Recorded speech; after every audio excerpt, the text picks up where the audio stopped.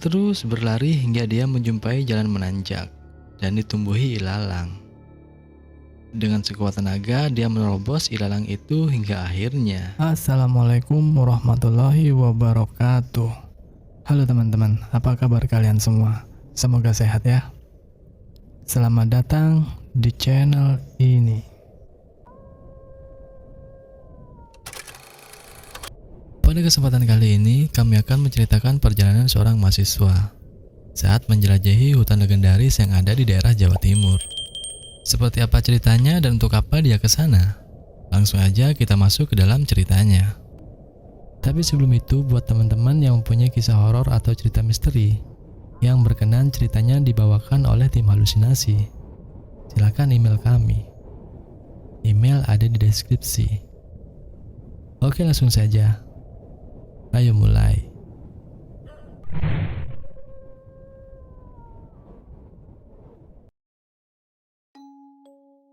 Sore itu terlihat begitu cerah. Udara sejuk agak dingin seperti menghapus keadaan pada siang harinya yang begitu menyengat. Di dalam salah satu kamar kosan terlihat seorang pemuda tengah berbaring. Dia adalah Doni, seorang mahasiswa di salah satu universitas yang ada di Jawa Timur. Jurusan pertanian sengaja dia pilih, karena semenjak SMA dia suka sekali pelajaran yang membahas tentang tumbuhan. Apa yang akan aku teliti untuk skripsiku nanti ya? Kata Doni dalam hati sambil terus memandangi langit-langit kamar kosnya. Tak berapa lama dia mengambil ponselnya dan mulai mencari referensi di internet. Memang banyak sumber referensi yang dia dapat dari internet, tapi nggak ada satupun yang pas buat dia. Karena dia merasa itu terlalu umum. Dan pastinya akan banyak mahasiswa lain yang akan menggunakannya. Dia terus memandangi ponselnya, hingga pandangan Doni tertuju pada satu gambar. Terlihat di gambar itu sekuntum bunga berwarna putih keunguan, yang memang indah. Anggrek bulan. Ini dia, kata Doni sambil tersenyum. Semenjak itu Doni sudah memutuskan dia akan meneliti tentang anggrek bulan untuk bahan skripsinya. Tapi sekarang masalahnya, di mana dia bisa menemukan habitat asli anggrek bulan? Dari sekian banyak orang yang dia tanya, akhirnya Doni bisa menyimpulkan kalau tempat yang paling masuk akal untuk habitat asli anggrek bulan adalah di dalam hutan. Dan anehnya, entah dapat ide dari mana, dia memilih Alas Purwo. Mungkin dia mengira kalau di sana masih sangat jarang dijamah, dan tepatnya juga masih di Jawa Timur, jadi nggak terlalu jauh. Mungkin.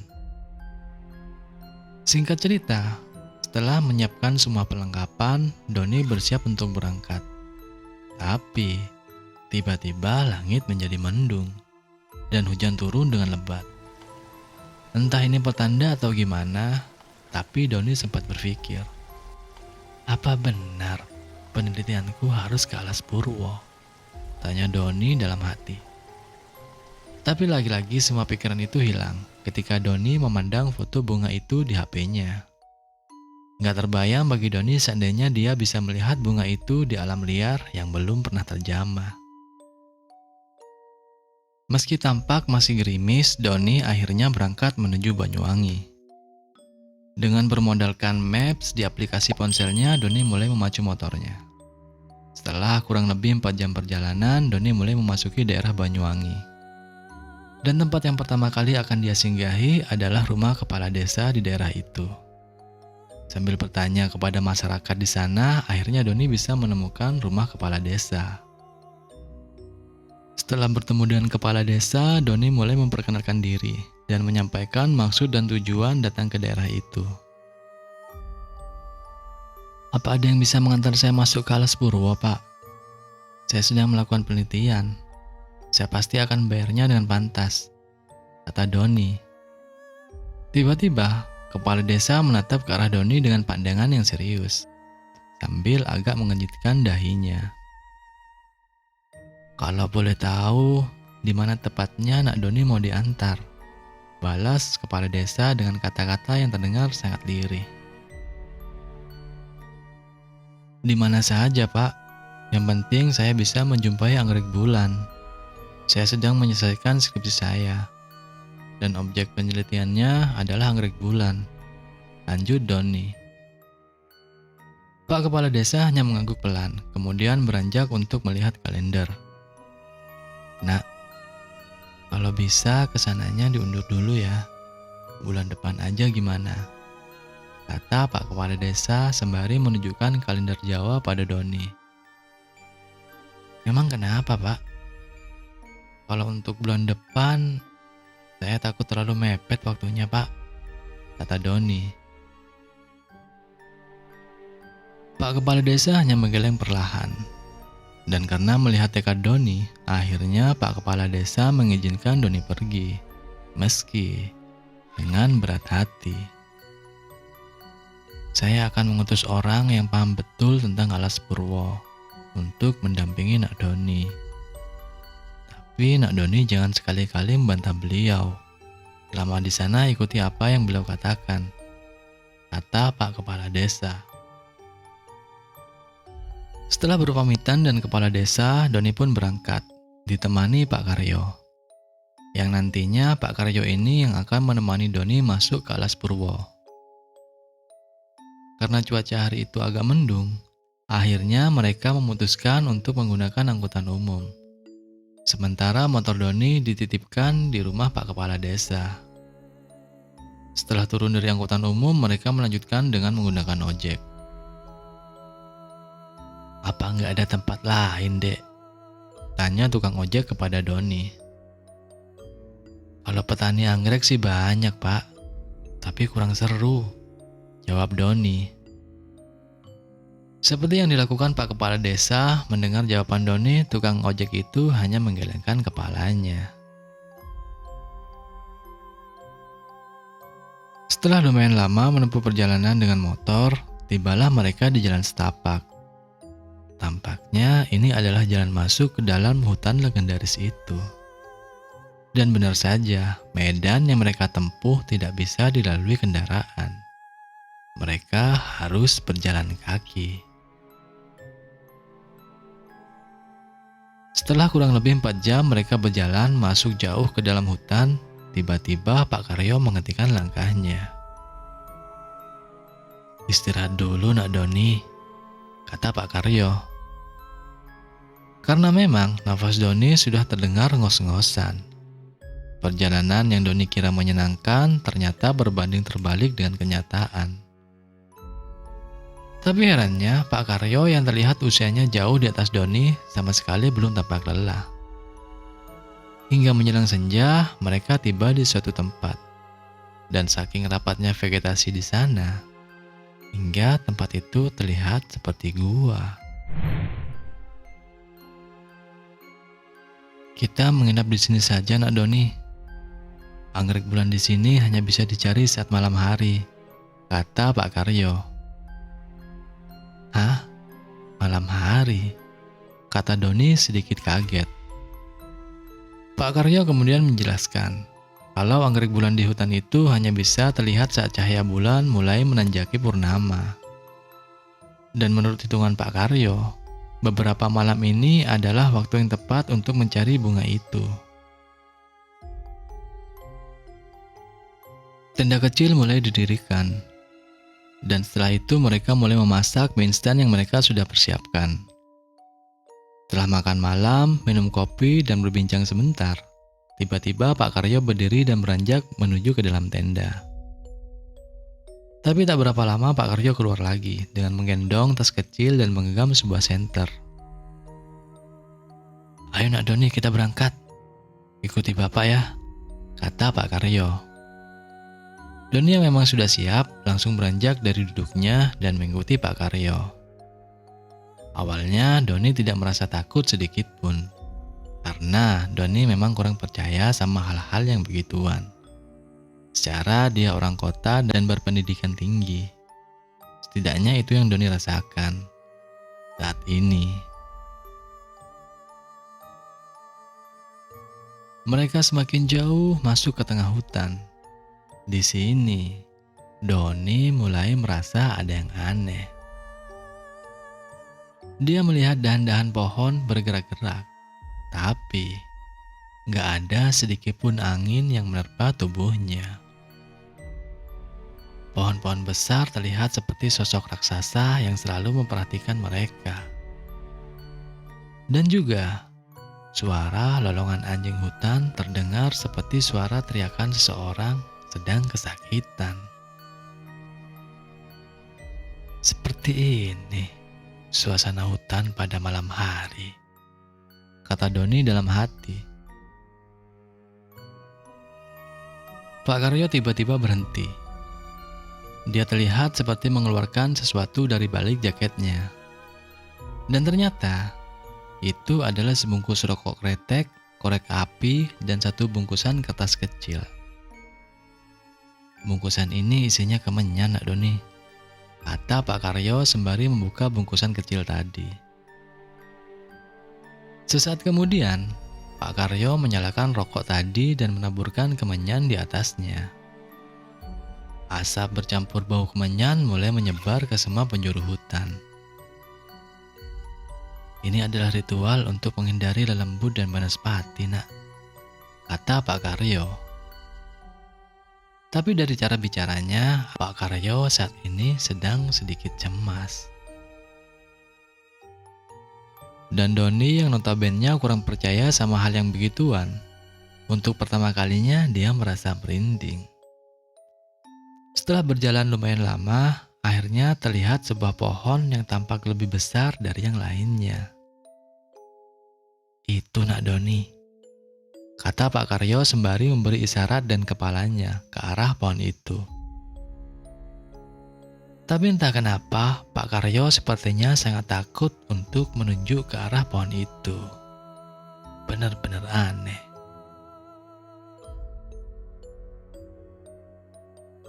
Mereka berjalan mendekati pohon besar itu, dan lagi-lagi Pak Karyo menyalakan rokok yang dia bawa tadi dengan menaburkan kemenyan di atasnya. Kemudian dia mulai mengelilingi pohon itu diikuti Doni di belakangnya. Sebenarnya, ingin sekali Doni bertanya tentang maksud Pak Karyo mengelilingi pohon besar itu. Tapi, niatnya urung dia lakukan. Karena tepat di dahan terendah pohon itu terlihat seperti ada cahaya samar. Ya, itu anggrek bulan. Bunga itu seperti sedang menikmati cahaya bulan yang menyinarinya dari sela vegetasi yang begitu rapat. Cantik sekali.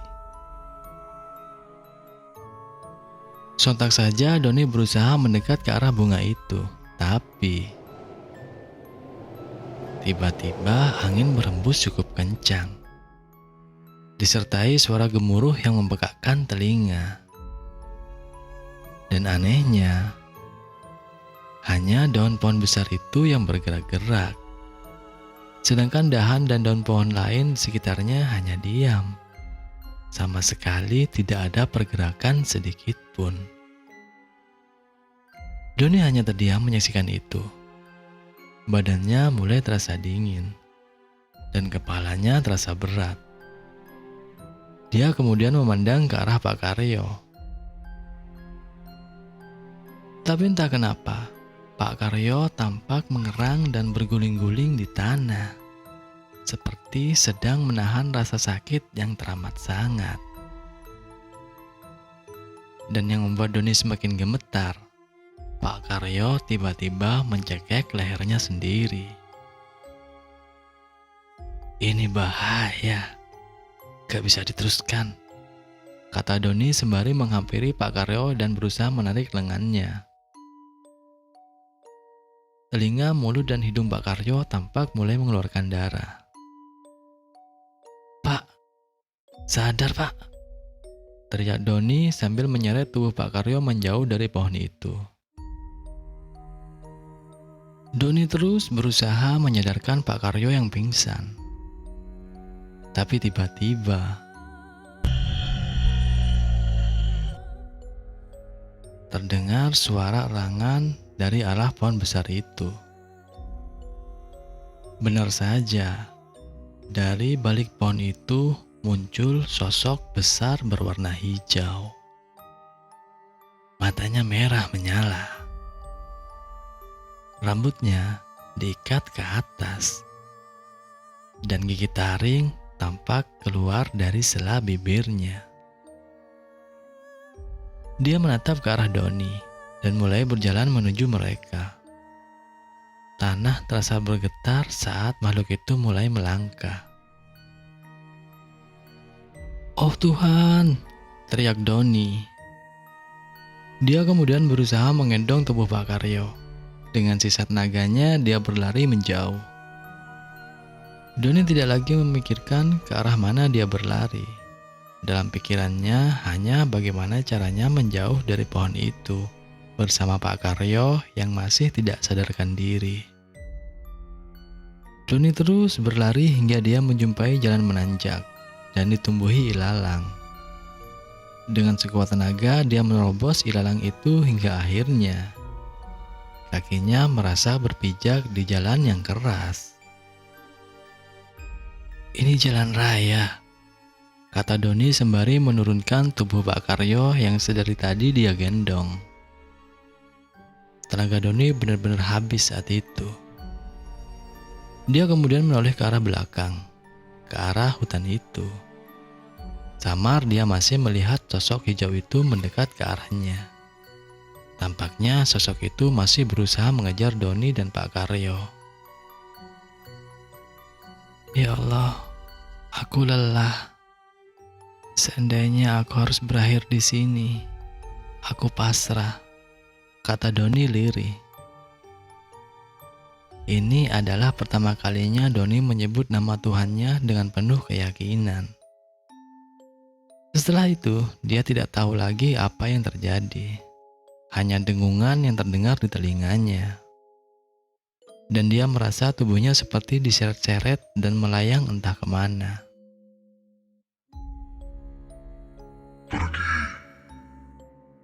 Tiba-tiba Doni tersentak. Dia menatap ke sekelilingnya. "Ini di mana?" "Tenang nak, kamu ada di rumah saya." Suara itu tak asing bagi Doni. Itu adalah suara Pak Kepala Desa. Doni sudah berada di rumah Pak Kepala Desa. "Kamu dan Karyo ditemukan oleh patroli penjaga hutan, tak sadarkan diri di pinggir jalan, dan langsung dibawa ke sini," kata Pak Kepala Desa. "Pak Karyo?" tanya Doni. "Karyo selamat. Tadi pagi dia sudah dijemput anaknya untuk pulang ke rumahnya," jawab Pak Kepala Desa. "Yang kamu lihat di sana itu salah satu penjaga alas Purwo.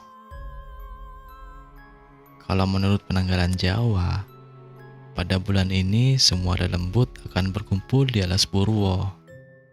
Semacam ada pertemuan gaib di sana. Ya, mungkin mereka sedang tidak mau diusik. Makanya Bapak menyarankan bulan depan saja kembali," kata Pak Kepala Desa. "Saya sudah menghubungi orang tua Nak Doni. Untung ponsel Nak Doni nggak hilang," kata Pak Kepala Desa. "Bagaimana Nak Doni? Masih berminat meneliti ke sana lagi?" lanjut Pak Kepala Desa sambil tersenyum. Doni hanya menggelengkan kepala perlahan.